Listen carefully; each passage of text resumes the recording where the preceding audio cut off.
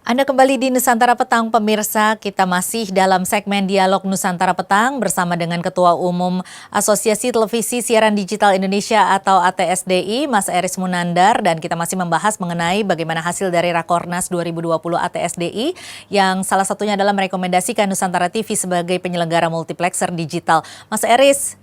Ya, Mbak. Ya, ini mau sekali tadi sempat terputus karena terkendala jaringan kembali.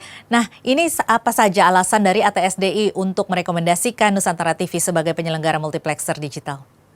Ya, penyelenggara multiplexer yang sekarang sudah ada dan ditetapkan dalam program reaktivasi oleh pemerintah itu kan baru di 12 kota. Ya. Kita masih butuh banyak kota-kota yang lain, apalagi sosialisasi digitalisasi ini juga dilakukan di luar 12 kota yang sudah ada multiplexer.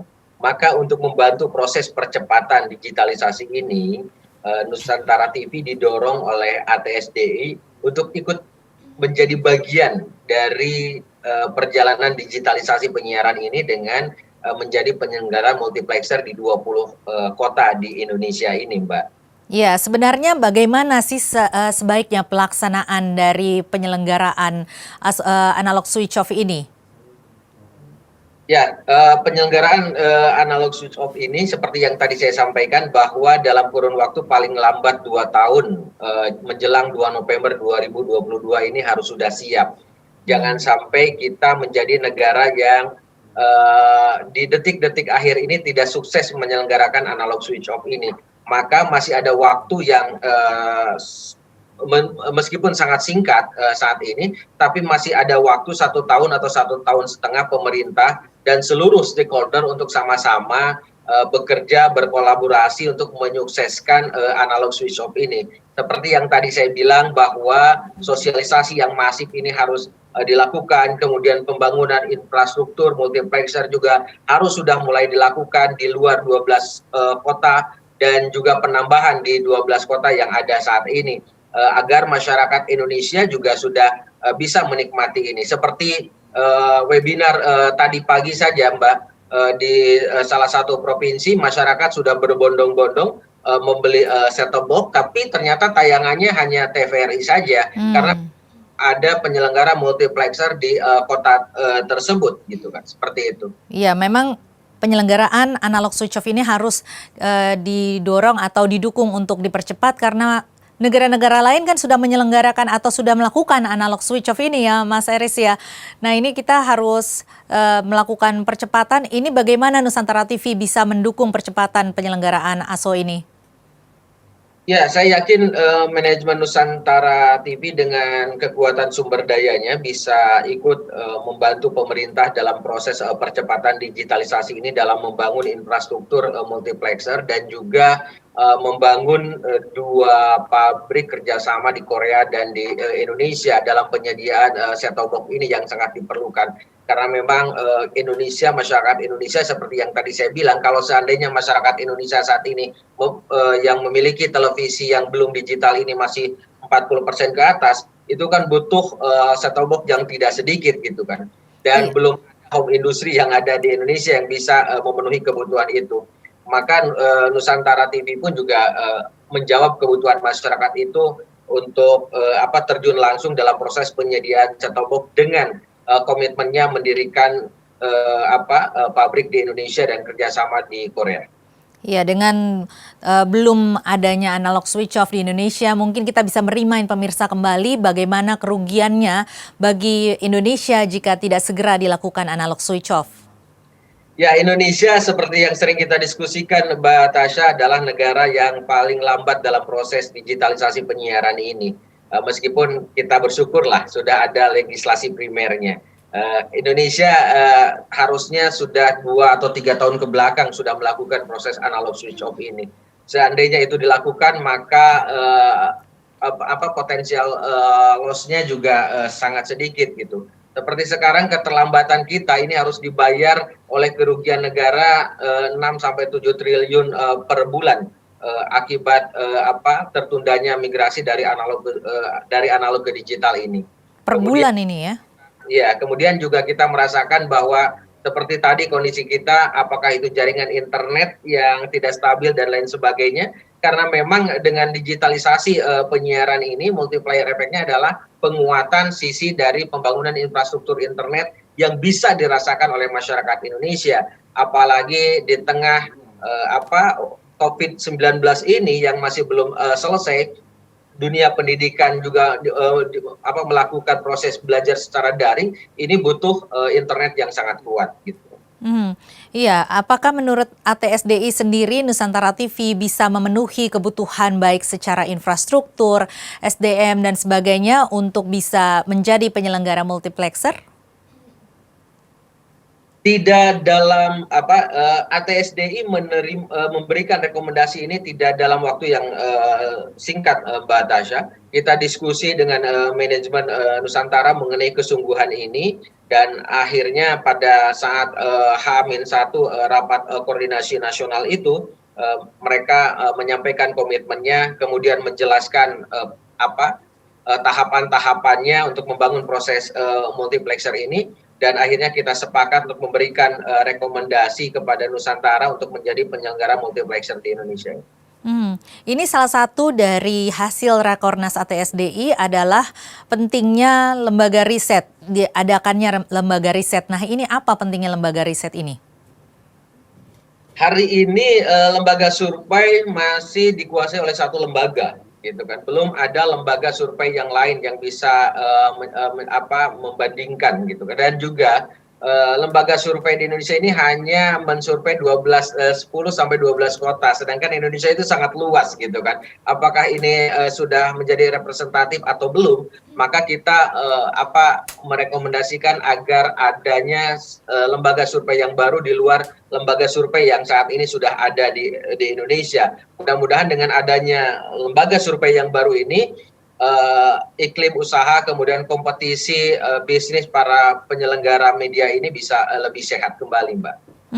Salah satunya juga rekomendasinya adalah meningkatkan kualitas SDM. Jika nanti kita benar-benar melaksanakan analog switch off, ini bagaimana dengan kualitas SDM kita? Apakah bisa memenuhi yang dibutuhkan? Era televisi digital itu adalah era konten. Jadi ketika kita berbicara mengenai masalah konten, maka di belakang layar lah yang harus kita siapkan. Kapasitas sumber daya manusianya yang harus kita siapkan. Agar bisa menghasilkan konten-konten yang baik, agar bisa menghasilkan konten-konten yang luar biasa yang bisa dinikmati oleh masyarakat. Karena urusan teknologi sudah selesai di era digital ini. Jadi bagaimana agar masyarakat bisa terus menatap layar kita, ya kita hadirkan konten-konten yang berkualitas. Di belakang konten yang berkualitas itu lahir karena adanya sumber daya manusia yang punya kapasitas. Maka di Rakornas kemarin juga kita melakukan proses kerjasama dengan Universitas Muhammadiyah Jakarta kaitannya untuk peningkatan kompetensi jurnalis. Kemudian juga kita bekerja sama dengan universitas-universitas yang lain untuk meningkatkan kapasitas sumber daya manusia minimal yang ada di Asosiasi Televisi Siaran Digital Indonesia. Ada 64 anggota ATSDI saat ini.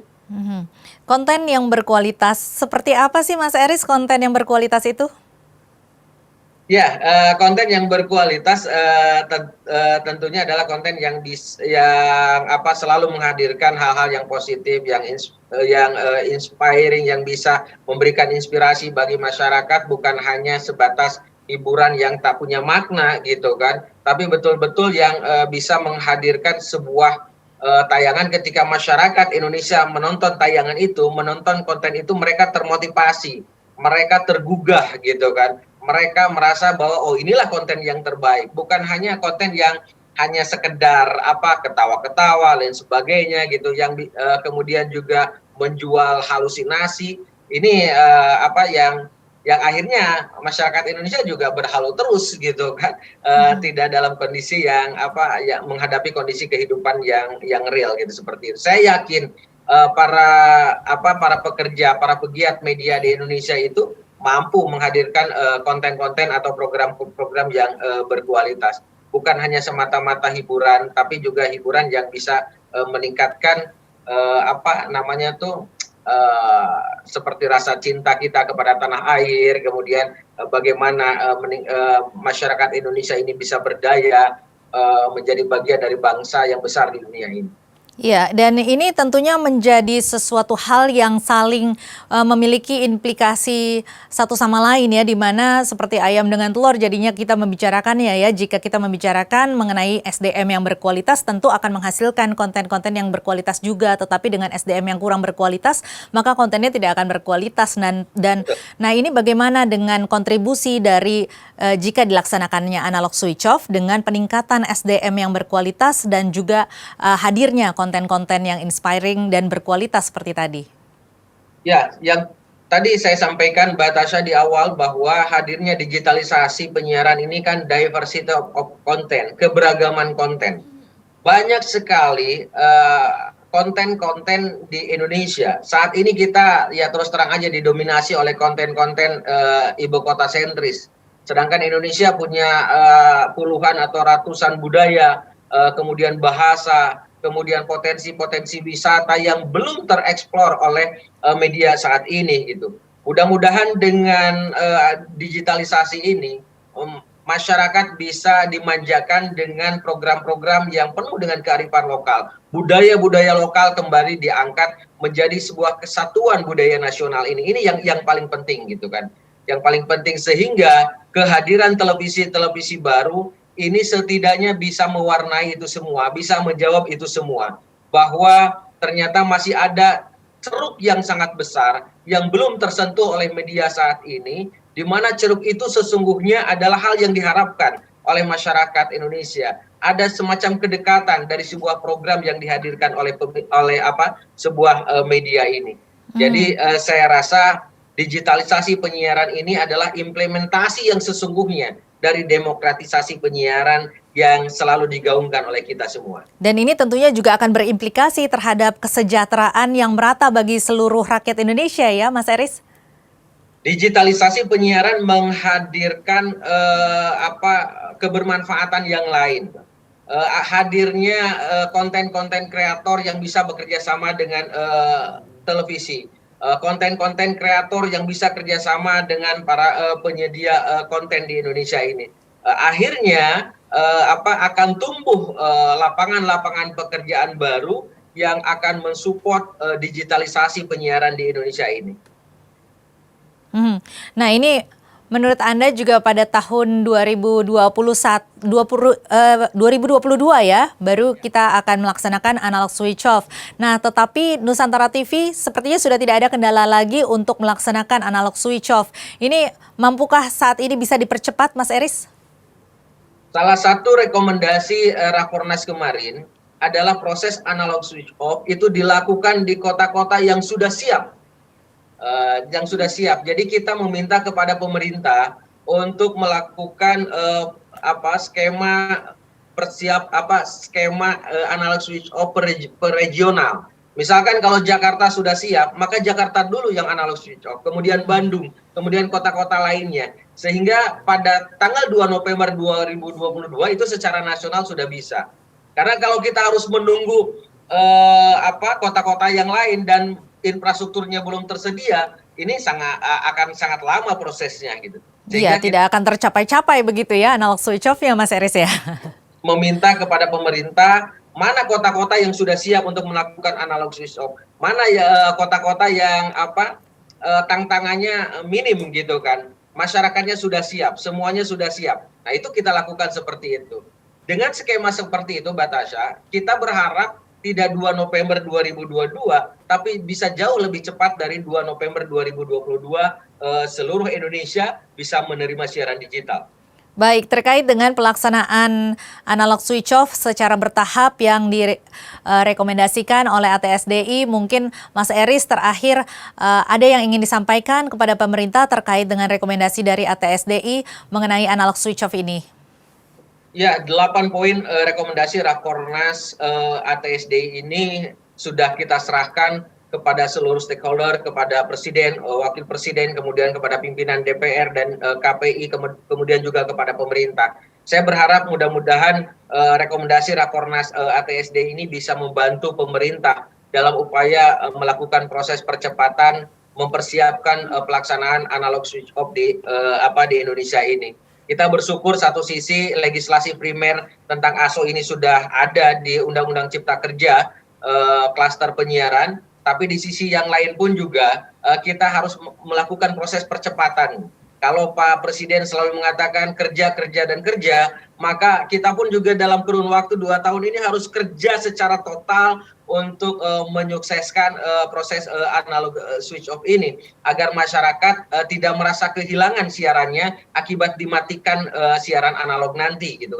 Karena hak mendapatkan informasi itu kan hak dasar, hak kebutuhan manusia. Sehingga kita pun juga harus menjaga itu agar masyarakat tidak kok TV saya nggak ada siarannya gitu kan. Karena ketidaktahuannya itu, maka pemerintah harus segera mendesain proses sosialisasi yang efektif, yang efisien, yang langsung menyentuh kepada sasaran masyarakat Indonesia. Tidak seperti dalam 1 tahun terakhir ini, sosialisasi hanya dilakukan di kampus-kampus, kemudian juga di saat pandemi ini memang karena keterbatasan kita, itu dilakukan secara online atau berbagai webinar ini. Baik, Mas Eris, terima kasih banyak telah bergabung bersama kami di Dialog Nusantara Petang. Pemirsa, itulah tadi Ketua Umum ATSDI Eris Munandar terkait dengan analog switch off dan rekomendasi dari ATSDI mengenai Nusantara TV sebagai penyelenggara multiplexer digital. Terima kasih Mas Eris. Terima kasih.